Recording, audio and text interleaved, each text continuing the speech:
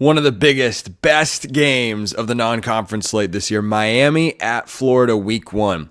There's more pressure on Miami in that game. You are Locked On College Football, your daily podcast on all things college football. Part of the Locked On Podcast Network, your team every day. Welcome, everybody, to another episode of Locked On College Football. I'm your host, Spencer McLaughlin. Thank you so much for making this your first listen or your first view every day. Part of the Locked On Podcast Network, your team every day, and your daily source to stay up to date with the biggest stories in the greatest sport on planet Earth, realignment, coaching carousel, the transfer portal, and so much more. We've always got you covered. Today's episode is brought to you by our friends at FanDuel. Make every moment more. Right now, new customers get $150 in bonus bets with any winning $5 bet. That's $150 with any winning $5 bet. Visit FanDuel.com/lockedon to get yourself started. We'll talk Miami, Florida. We'll talk USC being overlooked. And NC State, do they have a path to the playoff without winning the ACC? We'll talk about that on today's show. But we start with Miami, Florida. This is one of my favorite non-conference matchups of the season because Mario Cristobal and Billy Napier hired ahead of the same season, going into year 3. And expectations are different in these two places. And the pressure in this game, which is being played at the Swamp in Gainesville, in front of many screaming Florida fans who won't see their team have anything but an 0-0 record into this game, meaning they'll have that extra bit of juice, meaning hope is still alive to have a great season, to beat their expectations. But that's why the pressure's on Miami. So Miami comes into this game on the road, and according to our friends at FanDuel, a 3.5-point favorite. If I'd asked you to think about that line, maybe I should have, but if I'd asked you to think about that line, would you have put Miami at over a field goal favorite at Florida week 1? I think it's incredibly reasonable. I think it's reasonable to think Miami should be expected to cover that number and win this game fairly comfortably. I think Florida's done some nice things this offseason. Getting Elijah Badger from Arizona State, that's a really significant move. Miami, though, has got all their chips in the middle of the table. Not for a national championship, but to have a year in which they are in the conversation for the ACC Championship, for the college football playoff. That's where expectations are in Miami. Maybe not internally as much externally. But Miami's rolling into this season with a win total of 9.5. Florida's is 5.5. The Gators are just trying to make a bowl game. The Gators are just trying to have a season that is not disastrous. Florida is looking for a year, depending on who you talk to, in which you try to find optimism about Billy Napier's ability to coach going forward. Does anyone think Billy Napier's got the roster right now to be at the upper echelon of his conference? No. Does anyone think Mario Cristobal doesn't have the roster to be near the top of his conference? Gosh, I'd hope not. Because you look at what they have done recruiting high school talent, you look at what they have done in the transfer portal, you look at the big-time moves they have made. Cam Ward, Damian Martinez, these are all-in moves. Those are one-year rental players. You don't bring those guys in to just have an okay season. Miami got off to that great start a year ago, and the Georgia Tech game, I think, derailed everything and led to issues in the locker room. Understandably so. But this team is better than that one. They're better at quarterback. They're better at running back. I think they've got more overall talent on their roster with the way they've brought in players this offseason. You got Simeon Barrow Jr. coming down from Michigan State along the defensive line, just to name a few who we've talked about this offseason during the show. I think the pressure falls on Miami in this game. But I looked at that number from FanDuel at 3.5, and my first reaction was, well, 3.5-point road favorite. But then I thought about it. I thought about where these teams are at right now, what they're trying to accomplish, what their goals are. Miami's goal should be from week 1, from the moment this game, which starts their season, kicks off, to be in the conversation, to be relevant, to be a preseason top 25 team, and to stay there throughout the course of the year. It's very attainable. It's very attainable. They don't have to win every week, But how often do you see a 9-3 ACC team not inside the top 25? That's where I think Miami's capable of reaching at the very least. I think if they were to bottom out this year, it'd be 7-5. I don't think they're going 7-5. I think they're at least an 8-4 team. What if they go 10-2? What if Miami goes 10-2? What if Miami is playing in the ACC Championship game? Are you ready, casual college football fan or Miami college football fan, for the idea of playing not just for a conference championship, but an automatic berth in the playoff and a bye and hosting a first-round play or a second-round playoff game? Are you ready for that possibility? That's on the line. It's there. You look at the ACC, Florida State and Clemson, they're your favorites. I think that's fairly well earned. But Miami and NC State, boy, I wouldn't rule them out. I would not rule them out. But that pressure falls squarely on Miami in that game. If you're Florida, yeah, you're at home week 1. Yeah, that's a winnable game. You could look back and it could end up being a close game and you go, that's how we didn't make a bowl this year. Or, man, we did better than expected. We got 7 regular season wins. What if we'd beaten that Miami team? What if we'd won that Miami game, gotten it done, and reached 8 wins or way over? Okay, they're not going to win 9 games, but what if they'd done that? That's what's on the line for Florida. They're trying to feel good about something. They don't have conference title hopes, playoff hopes. I don't think they even have top 25 hopes. I've talked about this on the show many times with Brandon Olson of Locked On Gators. Making a bowl game this year would be outstanding. The schedule is just absolutely brutal. But Napier's been recruiting well. If you have a season that you can feel good about and that you can sell to recruits, that's a positive year. But for Miami, Mario Cristobal's got to show something. Not to avoid the hot seat, but to avoid the warming seat conversations going into next year. This is year 3. Year 3 after multiple seasons of high school recruiting at a high level. Top 10 and top 10 portal classes. And you got to do it. You got to do it. You got the horses to do it. You got an NFL caliber quarterback, NFL caliber running back, and various other NFL caliber talent scattered across this Miami roster. You've had a chance to figure out what you want your coaching staff to look like, what your culture is like, how you relate to the alumni and the fans and the players and the culture and the practice schedule and everything. And yes, Florida has had that as well. Now, Billy Napier has not been as successful building up expectations for his team as Mario Cristobal has been. Cristobal also coaches in a much easier conference. But Florida and the ACC, maybe the Gators have a win total that's close to 9.5. I don't think it'd be that high, but certainly it would be at least 6.5, if not 7.5, if you gave them Miami's schedule, which isn't a cakewalk. It's certainly a lot more manageable than Florida's. Anybody's schedule is more manageable than Florida's. But I love this game. I love this game because this is not European soccer. We don't play for ties. We play to win the game, as Herm Edwards famously said. Someone's going to win this game. Someone's going to lose it. Some fan base is going to be 0-1, and one of them is going to be 1-0, and everything will be right in the world. And if Florida's 0-1, I think they have the chance to feel a lot better than if Miami's 0-1. Even though this game is on the road, Miami's favored for a reason. I think they've got the better roster. I think they've got the better quarterback. And we'll see if they've got the better head coach. That may be what it comes down to. But I absolutely love this game. More pressure on Miami. I can't wait for it to get here. We're coming up on 3 months away from this game being played. Go figure. Cannot wait. Drop your thoughts in the YouTube comments. Let me know what you think. You know what I think about USC? Here's what I think about USC. They are being underrated by the college football world, and it's because of recency bias. We'll talk about that next.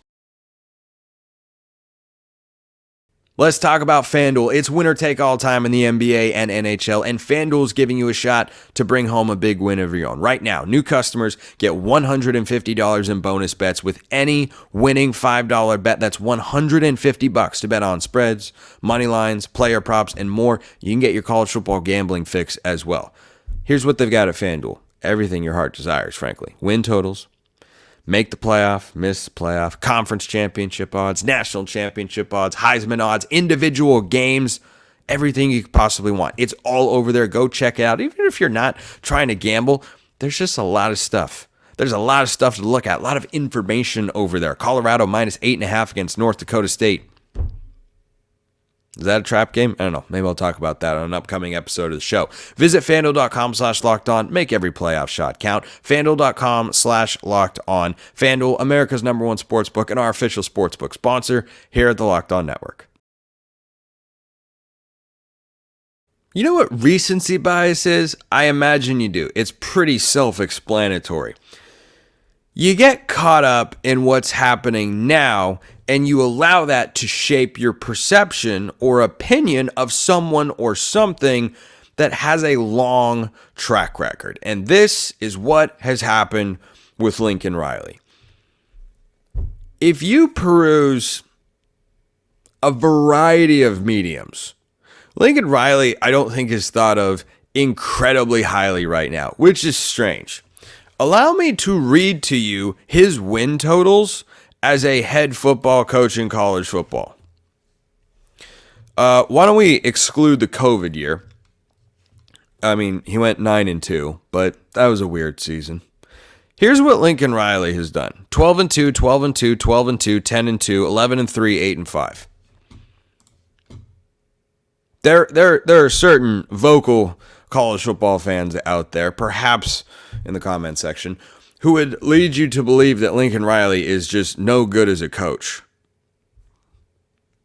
I don't know where we're getting that perception. Like, at all. Well, his teams don't play any defense.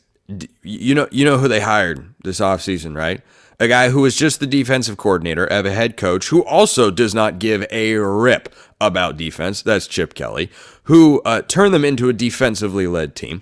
They have made a variety of transfer portal moves this offseason to bolster that particular side of the ball.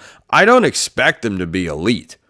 But is that what was missing from USC's team last year? When you watched those Lincoln Riley teams, not just last year, but the year prior when they couldn't beat Utah, or teams at Oklahoma that gave up a few too many points, were you ever watching them and thinking, they need an elite defense? Nope. You watched them and thought, they just need an average defense. They just need... Look, Alex Grinch, I'm sure, is a nice guy. He's not a good defensive coordinator. He just isn't. And I think huge elements as to why their defense struggled last year was far less about the talent that they had or that they didn't have, and was far more about the scheme, the play calling, and the coaching. And some of this falls on Lincoln Riley, of course.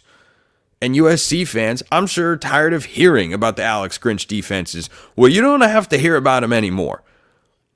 I don't see how USC's defense isn't better than last year. And the only question I have is, can Miller Moss sustain the production that we saw him show he's capable of putting on the field in the Holiday Bowl against a really good defensive team in Louisville? He tore it up. That was one game. I almost, not saying I'm here mentally, I'm saying I'm this close to having more questions about Miller Moss than USC's defense this year. Is that the hottest take? USC fans, you tell me. You tell me if that's a hot take, to have more doubts about Miller Moss, who has showcased his talents in one game in a major way, than D'Anton Lynn, who I have an entire season's worth of data to look at and say, this dude's really good. This guy is very good. And then that brings us back to Lincoln Riley, who went 8-5 last year and is apparently just no good. He's not a good coach. 12, 12, 12, 10, 11, 8. Can you give me a list of college football coaches? This is the Dabo Swinney element of it as well. Dabo Swinney's a bum. He doesn't take any transfers. He and the service academy is the only schools to not take a transfer this offseason. Even Stanford has taken a transfer or two, and Clemson is not. But there are those who would lead you to believe, most of them, I think, a vocal minority, but it's worth calling out anyway, because they're a part of the college football discourse and landscape, who would lead you to believe that Dabo Swinney just had a horrifically bad, awful, no good, terrible college football season last year. Let's put aside the bowl game, because those can be questionable judges of a team or coaches or players' capability, given the number of quality players that are playing in them.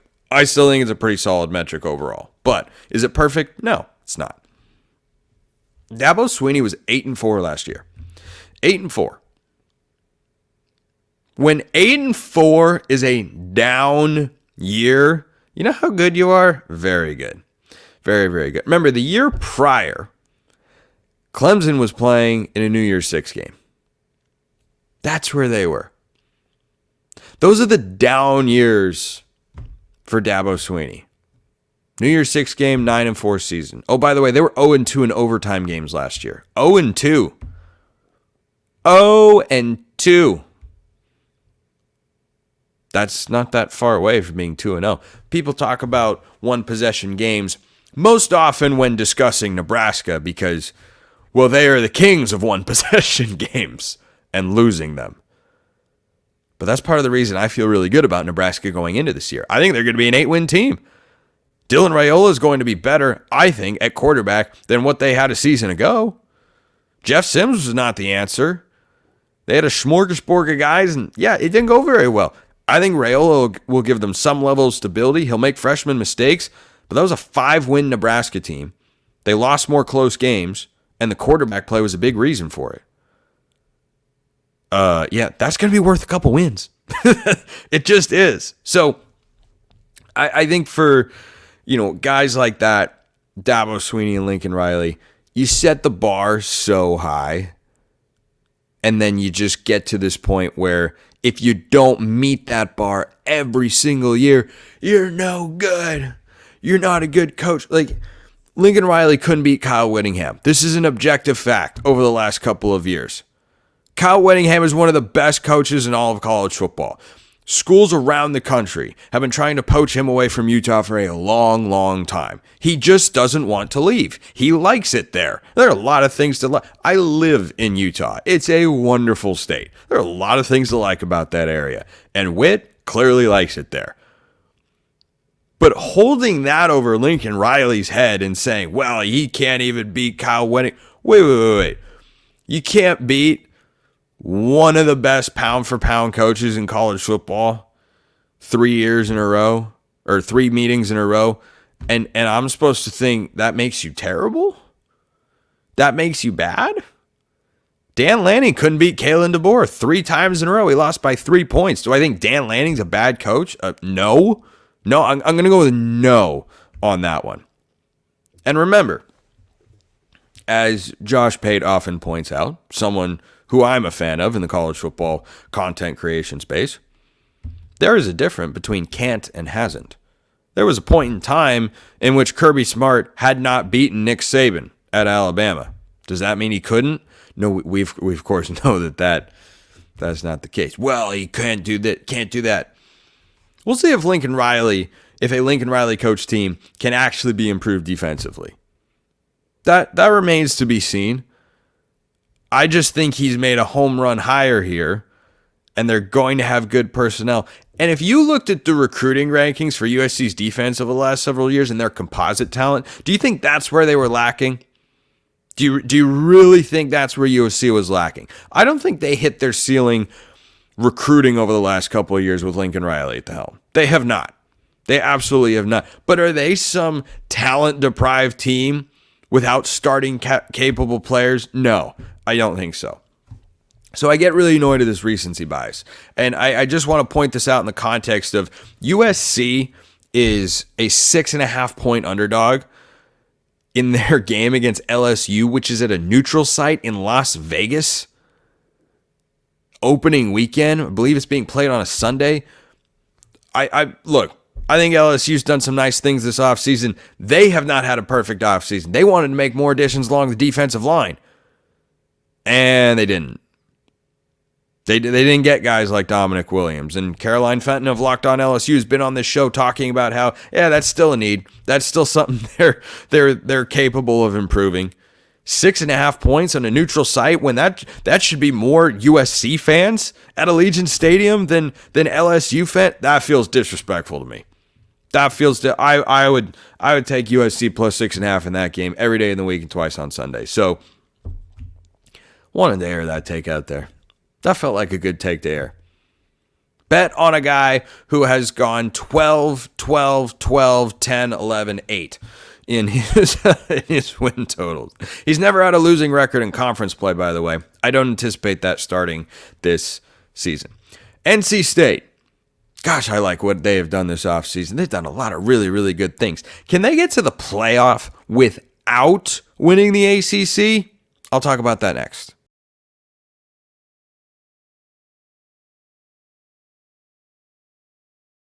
Is there a world in which NC State makes the playoff without getting the automatic qualifier in the ACC? Yeah, there's a world. I don't know if it's the most likely world. You ever hear the multiverse? I'm sketchy about whether it is either A, real, or B, a great path for Marvel to pursue in the post-Endgame era. That's a different conversation, though. There are a variety of universe outcomes in which NC State could wind up in the playoff without making the ACC title game.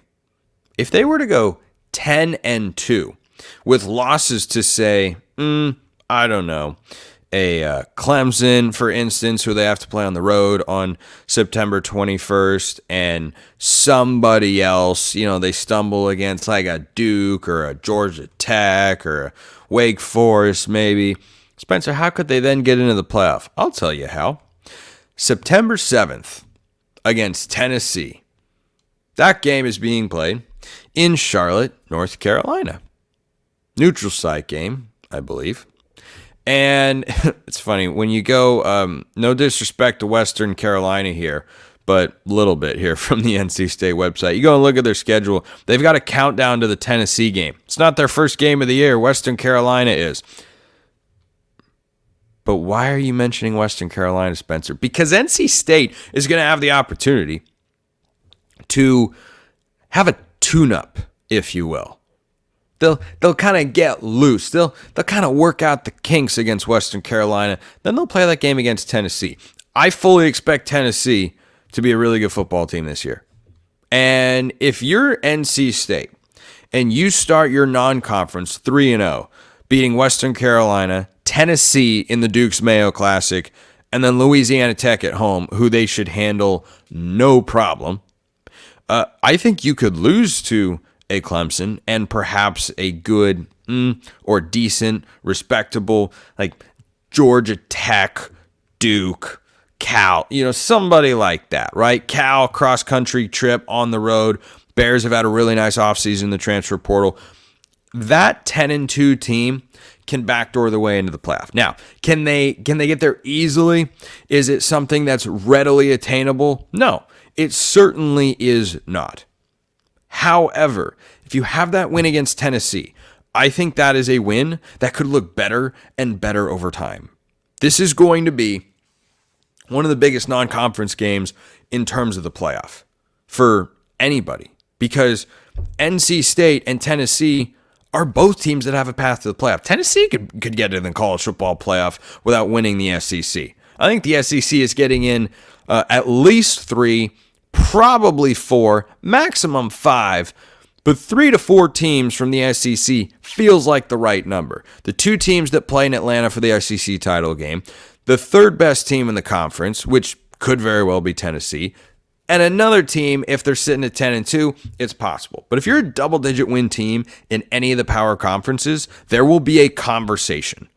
There will be a discussion. There will be a debate about whether or not your resume matches up with what is required to get into the playoff. And here's the other interesting component that you have to consider.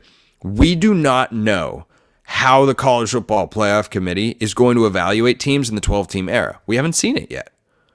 We have not seen it yet. And so because they have more at-large berths to hand out, what you are then going to have is a determination of how they factor in conferences and strength of record.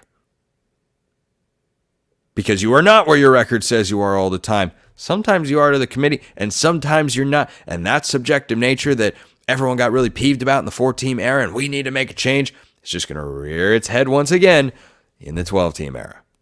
That's a reality. But 10-2 SEC or 10-2 Big 12, they are not locks to make the playoff. 10-2 SEC, 10-2 Big 10, I have a hard time seeing them getting kept out of the playoff.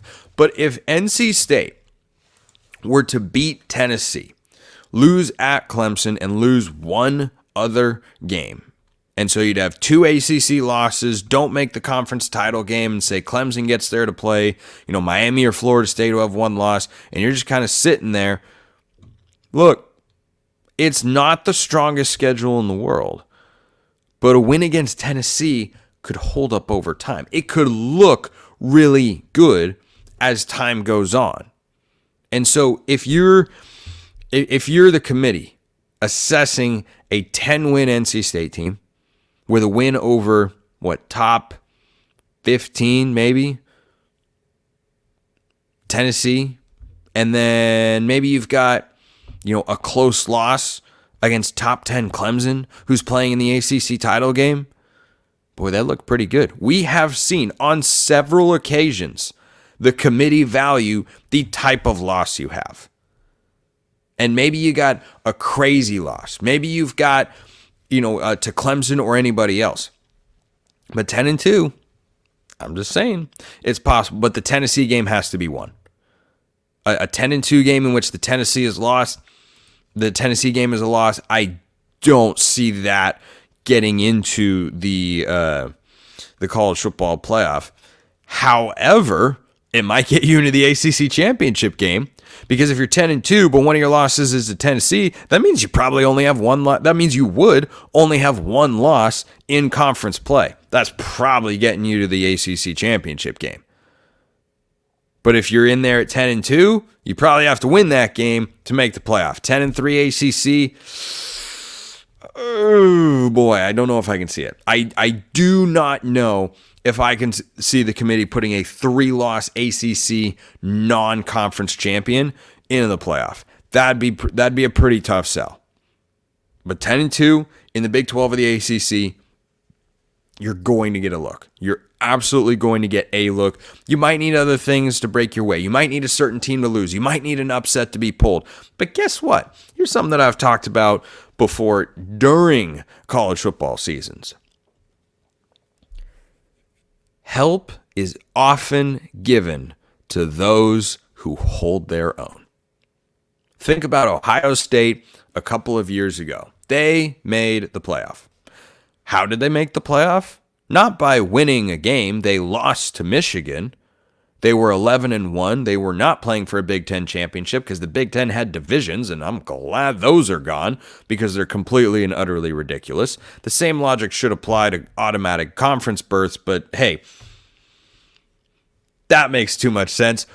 Ohio State had won their previous 11 games. They lost to Michigan, and then they got some help from the good old Utes of Utah, who promptly knocked USC out of the college football playoff, which goes back to a take I had earlier on today's show about Lincoln Riley. He was this close. He was one game away from getting USC to the playoff in his first season at the helm. I think USC is a prime bounce-back candidate this year, even going into the Big Ten. And I think NC State has got more than one path to the playoff. Appreciate everyone listening. I will see you next time. And until then, hope you have a wonderful rest of your day.